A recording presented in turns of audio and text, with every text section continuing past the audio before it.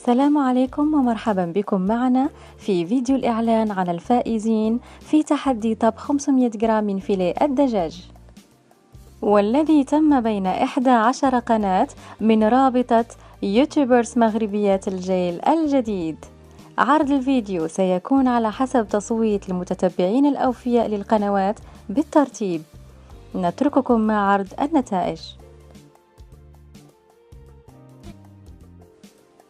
في المرتبة الأولى كانت من نصيب قناة مطبخ من شهوات كنزة، واللي حضرت لنا الطبق الرائع شكلا ومضمونا، روليه فيليه الدجاج بنكهة شتوية.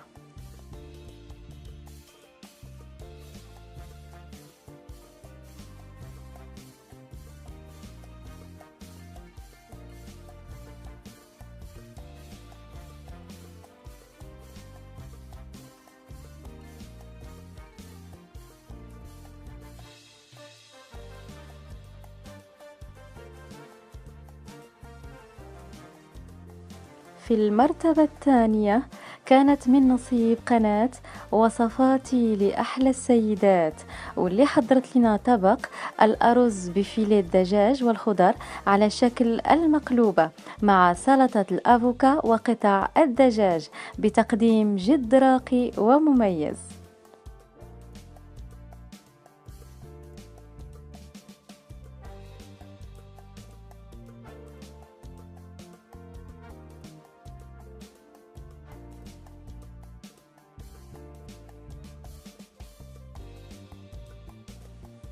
في المرتبة الثالثة كانت من نصيب قناة أفكار وديكورات لكل الأذواق، واللي حضرت طبق فيليه الدجاج بالعسل والأعشاب بطريقة عصرية ومحترفة.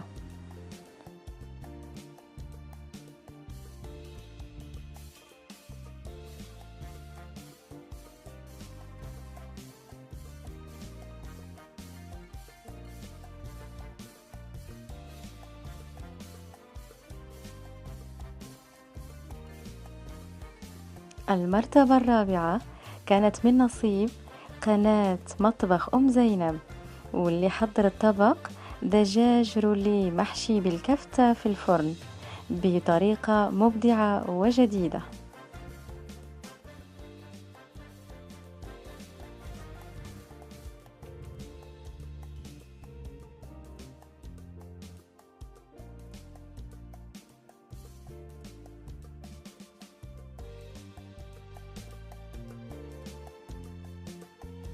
أما المرتبة الخامسة فكانت من نصيب باقي القنوات المشاركة نظرا للتقارب القوي لعدد الأصوات.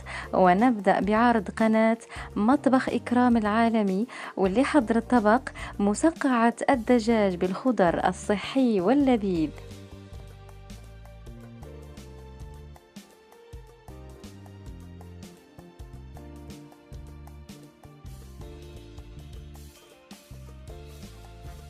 وقناة إبداعات سهام الفنية، اللي حضرت الطبق المميز واللذيذ روليه الدجاج محشي بالسبانخ والجبن.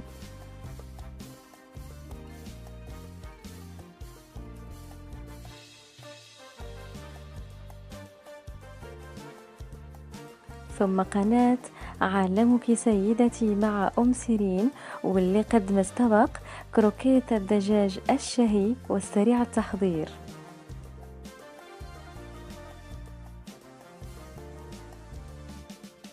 وقناة سفرة لطيفة، واللي قدمت الطبق اللذيذ والمشهور لازانيا بفيليه الدجاج. ومعنا قناة طبخ أم إياد، واللي قدمت طبق جميل بفكرة مخترعة، وهو طبق فيليه لاداند معمر بالشعرية الصينية. ثم قناة وصفات أم أنس، واللي قدمت الطبق المحبوب كويرات فيليه الدجاج بالشرمولة.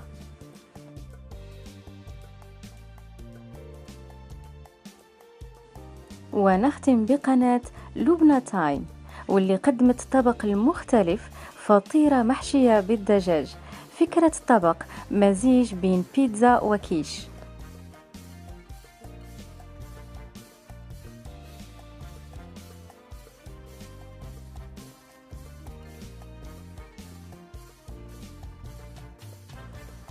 لمعرفة تفاصيل كل الوصفات المقدمة من طرف الرابطة، المرجو الدخول إلى صندوق الوصف أسفل الفيديو والنقر على روابط القنوات. نشكر كل المتتبعين الأعزاء ولكل من صوت. دمتم بخير وإلى سلسلة قادمة إن شاء الله.